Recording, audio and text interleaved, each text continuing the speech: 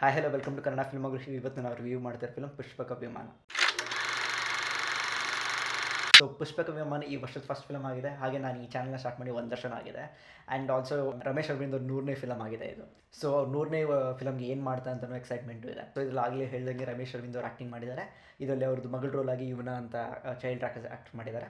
ಹಾಗೆಯೇ ಓಲ್ಡರ್ ರೋಲಲ್ಲಿ ರಚಿತಾ ರಾಮನ್ ಒಂದು small roll ಇದೆ, ಸ್ಪೆಷಲ್ ಅಪಿಯರೆನ್ಸ್ ಮಾಡಿದ್ದಾರೆ. ಇದರಲ್ಲಿ ಗೋಧಿ ಬಣ್ಣ ಸಾಧಾರಣ ಮೇಕಟ್ರು ಫಿಲಮ್ಗೆ ಮಾಡಿರೋ ಮ್ಯೂಸಿಕ್ ಡೈರೆಕ್ಟರ್ ಶರಣ ರಾಜರು ಮ್ಯೂಸಿಕ್ ಡೈರೆಕ್ಷನ್ ಮಾಡಿದ್ದಾರೆ. ಸೊ ಇದನ್ನು ಡೈರೆಕ್ಟ್ ಮಾಡಿರೋದು ಡೆಬ್ಯೂಟೆಂಟ್ ಡೈರೆಕ್ಟರ್ ಕೆ ರವೀಂದ್ರನಾಥ್ ಅಂತ. ಇವಾಗ ಈ ವರ್ಷ ಅಂತೂ ತುಂಬಾ ಆ ಥರ ಕೆಲೆಕ್ಷನ್ ಮಾಡಿ ಡೆಬ್ಯೂಟೆಂಟ್ ಡೈರೆಕ್ಟರ್ಗಳಂತ. ಯಾಕಂದರೆ ಐ ಥಿಂಕ್ ಇವಾಗ best time to make films for especially young film ಮೇಕರ್ಸ್ಗೆ. ಸೊ ತುಂಬಾ ಈ ವರ್ಷ ತುಂಬ ಕೇಳ್ತೀವಿ ಅನ್ಸೋದು, ಇನ್ನೂ ಬರ್ತಾ ಇದ್ದೀನಿ ಫಸ್ಟ್ ಟೈಮ್ ಡೈರೆಕ್ಟರ್ ಅಂತ. ಸೊ ಈ ಫಿಲಮ್ದು ಒಂದು ಬೇಸಿಕ್ ಸಿನಾಪ್ಸಿಸ್ ಅಂದರೆ ಅಪ್ಪ ಮಗಳದ್ದು ರಿಲೇಷನ್ಶಿಪ್ ಮೇಲೆ ಒಂದು ಸ್ಟೋರಿ ಮಾಡಿದ್ದಾರೆ.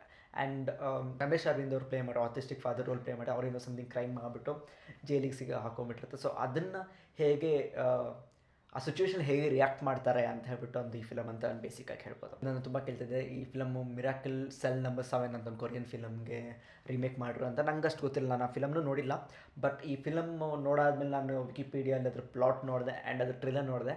ಆ್ಯಂಡ್ ದೆನ್ ರಿಯಲೈಸ್ ಆಯಿತು ಇದು ಪಕ್ಕಾ ರೀಮೇಕ್ ಅದು. ಆ್ಯಂಡ್ ಒಂದೊಂದು ಸೀನ್ ನೋಡಿದ್ರು ಫ್ರೇಮ್ ಬೈ ಫ್ರೇಮ್ ಹಾಗೇ ಇದು ಮಾಡಿದ್ದಾರೆ. I'm not a big fan of remakes, ನಂಗೆ ಅಷ್ಟು ಇದಂಗೆ ಆಗಲ್ಲ. ಬಟ್ ಸ್ಟಿಲ್ ರಮೇಶ್ ಅವರಿದ್ದಾರೆ, ರೀಮೇಕ್ ಅಂತ ಹೇಳ್ಬಿಟ್ಟು ಕೆಟ್ಟದಾಗ ಇರಬೇಕಂತ ನೆಸಸರಿ ಇಲ್ಲ. ಸೊ ಚೆನ್ನಾಗಿರ್ಬೋದು ಒಂದೊಂದು ಶಾರ್ಟ್ ಕೊಡೋಕ್ಕಂತ ಹೋದೆ. ಸೊ ಈ ಫಿಲಮ್ದು ಫಸ್ಟ್ ಥಿಂಗ್ ನೀವು ನೋಡೋಕೋದ್ರೆ it's far away from realistic. So realistic ಆಗೋಕ್ಕೆ ಟ್ರೈ ಮಾಡಲ್ಲ. ಸೆಟ್ ಡಿಸೈನಿಂಗ್ ಇದೆ ಹೇಳ್ಬಿಟ್ಟು. ಸೊ ಇದ್ರಲ್ಲಿ ರಮೇಶ್ ಅರವಿಂದ್ ಅವ್ರು ಪ್ಲೇ ಮಾಡಿರೋ ಒಂದು ಸೈಕಲ್ ಆಟೋ ತುಳಿಯೋ ಒಂದು ಕ್ಯಾರೆಕ್ಟರ್, ಅವ್ರ ಮನೆ ನೋಡಿದ್ರೆ ತುಂಬಾ ನೋಡೋಕೆ ಚೆನ್ನಾಗಿದೆ. ಸೊ ಫಸ್ಟೇ ಎಸ್ಟಾಬ್ಲಿಷ್ ಆಗಿಬಿಟ್ಟಿರುತ್ತೆ, ನೀವು ಅದರಲ್ಲಿ ಇದು ರಿಯಲಿಸಮ್ ಅಂತ ಹುಡ್ಕೊಂಡು ಹೋಗೋದೇನು ಸರಿಯಲ್ಲ. ಯಾಕಂದರೆ ಸೆಟ್ ಡಿಸೈನಿಂಗ್ ನೋಡಿ ಎಲ್ಲನೂ ಜೈಲ್ಗಳು ತುಂಬಾ ವೆಲ್ ಇಟ್ಟಾಗಿದೆ. ಆಲ್ ಆಫ್ ಸಡನ್ ಸಾಂಗ್ ಬರುತ್ತೆ. ರಿಯಲಿಸಮ್ ಅಂತ ಅನ್ನೋದು ಅದನ್ನ ಮಾಡೋಕ್ಕೆ ಡೈರೆಕ್ಟರ್ ಗೊತ್ತಿತ್ತು ಹೇಗೆ ಅಂತ. ಸೊ ಒಂಥರ ಆಲ್ಮೋಸ್ಟ್ ಲೈಕ್ ಡಿಸ್ನಿ ಎಸ್ಕ್ ಮೂವಿ ಥರ ಮಾಡಬೇಕಾಯ್ತು. ಸೊ ಆ ಥರ ಮಾಡಿದ್ದಾರೆ. ಸೊ ಇದನ್ನ ನೋಡೋಕೆ ಒಳ್ಳೆ ಸೆಟ್ ಬಿಲ್ಡಿಂಗ್ ಎಲ್ಲ ಸಂಜೆ ಲೀಲಾ ಬನ್ಸಾಲಿಗೆ ತುಂಬಾ ಸಿಮಿಲರ್ ಅನಿಸ್ತದೆ ನನಗೆ. ಅವರು ಸೆಟ್ಗಳು ಹೇಗೆ ಬಿಲ್ಡ್ ಮಾಡ್ತಾರೆ, ಪ್ರೊಡಕ್ಷನ್ ಡಿಸೈನ್ ತುಂಬಾ ಚೆನ್ನಾಗಿದೆ ಈ ಫಿಲಮ್ದು. ಆ್ಯಂಡ್ ಎಷ್ಟು ಜನ ಹೇಳ್ತಾರೆ ಈ ಮೂವಿ ಸಿನಿಮಾಟೋಗ್ರಫಿ ಚೆನ್ನಾಗಿದೆ ಅಂತ. ನಂಗೆ ಅದು ಸರಿ ಅನ್ಸಲ್ಲ. ಮಾಮೂಲಿ ಆಡಿಯನ್ಸ್ ಏನು ಕನ್ಫ್ಯೂಸ್ ಮಾಡ್ಕೊಂಡ್ಬಿಡ್ತಾರೆ, ನಂಗೆ ಅದು ತುಂಬಾ ಇರಿಟೇಟ್ ಆಗುತ್ತೆ. ಆಡಿಯನ್ಸ್ ಏನು ಕನ್ಫ್ಯೂಸ್, ಸಿನಿಮಾಟೋಗ್ರಫಿ ಚೆನ್ನಾಗಿತ್ತು, ನಾನು ನೋಡೋಕ್ಕೆ ಚೆನ್ನಾಗಿ ಕಾಣಿಸ್ಬಿಟ್ಟು ಸಿನಿಮಾಟೋಗ್ರಫಿ ಚೆನ್ನಾಗಿದೆ ಅಂತ. There is a difference between good cinematography and visually stunning ಅಂತ. ಸೊ ಈ ಫಿಲಮ್ ಆ್ಯಕ್ಚುಲಿ ವಿಜುವಲಿ ತುಂಬಾ ಸ್ಟನ್ನಿಂಗ್ ಇದೆ, ನೋಡೋಕ್ಕೆ ತುಂಬಾ ಪ್ರಿಟಿ ಇಮೇಜಸ್ ಇದೆ. But good cinematography is not only pretty images ಅಂತ ಹೇಳ್ಬಿಟ್ಟು. ಸೊ ನೋಡೋಕ್ಕೆ ಚೆನ್ನಾಗಿದೆ, but good cinematography I don't think so. So next time ಇವತ್ತಾರೆ ಒಳ್ಳೆ ಸಿನಿಮಾಟೋಗ್ರಫಿ ಅಂತ ಒಂದು ಟರ್ಮ್ ಯೂಸ್ ಮಾಡ್ತಾರೆ, ಸ್ವಲ್ಪ ಕೇರ್ಫುಲ್ಲಾಗಿ ಯೂಸ್ ಮಾಡಿ. ಹಾಗೆಯೇ ರಮೇಶ್ ಅರವಿಂದ್ ಅವರು ತುಂಬಾ ಹಾನೆಸ್ಟಾಗಿ ಆ್ಯಕ್ಟಿಂಗ್ ಮಾಡಿದ್ದಾರೆ. ಇವ್ರದ್ದೊಂದು ಬೆಸ್ಟ್ ಪರ್ಫಾರ್ಮೆನ್ಸ್ ಅಲ್ಲ, ಅದಕ್ಕಿಂತ ಬೆಟರ್ ಪರ್ಫಾರ್ಮೆನ್ಸಸ್ ಎಲ್ಲ ಇದೆ.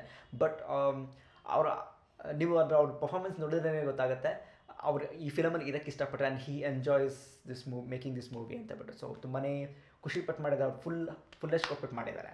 ಈವೊಂದು ಅಷ್ಟು ಕೊಟ್ಟಿರೋ ಅವ್ರ ಪರ್ಫಾರ್ಮೆನ್ಸ್ ಚೆನ್ನಾಗಿದೆ, but it's not is best ಅಂತ ಹೇಳೋಕ್ಕಾಗಲ್ಲ. ಹಾಗೆಯೇ ಬೇರೆಯವರೆಲ್ಲ ಸಪೋರ್ಟಿಂಗ್ ರೋಲ್ಗಳೆಲ್ಲ ಅಷ್ಟೇನು ನನಗೇನು ಇಂಟ್ರೆಸ್ಟಿಂಗ್ ಅನಿಸಿಲ್ಲ.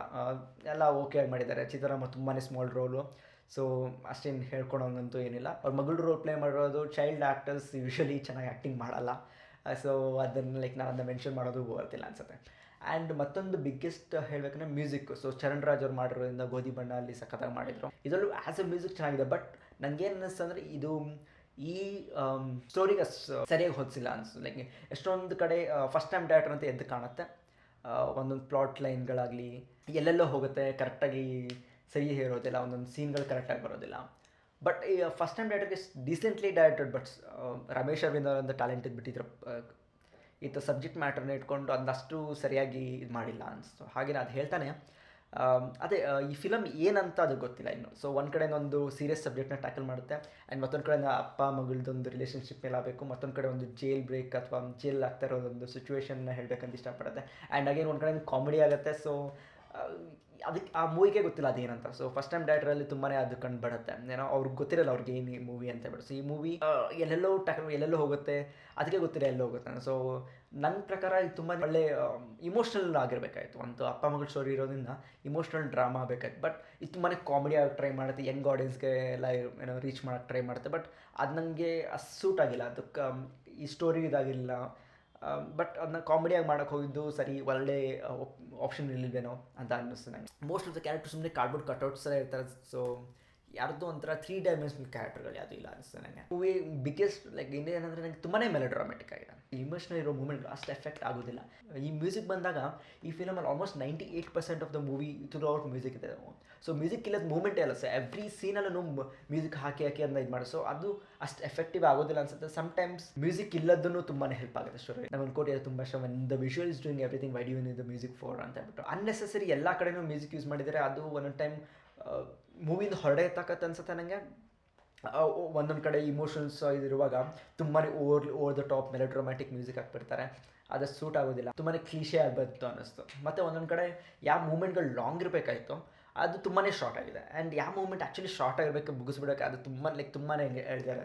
ಅದು ಎಸ್ಪೆಷಲಿ ಕ್ಲೈಮ್ಯಾಕ್ಸ್ ಸೀನ್ ಬಂದು ಈ ಒಂದು ಇದೇನು ಬೇಜಾರಾಗಿದೆ, ಈ ಫಿಲಮ್ ಆ್ಯಕ್ಚುಲಿ ಇಮೋಷನಲ್ ಮೂವಿ ನನಗೆ ಏನೂ ಫೀಲ್ ಮಾಡಿಸಿಲ್ಲ.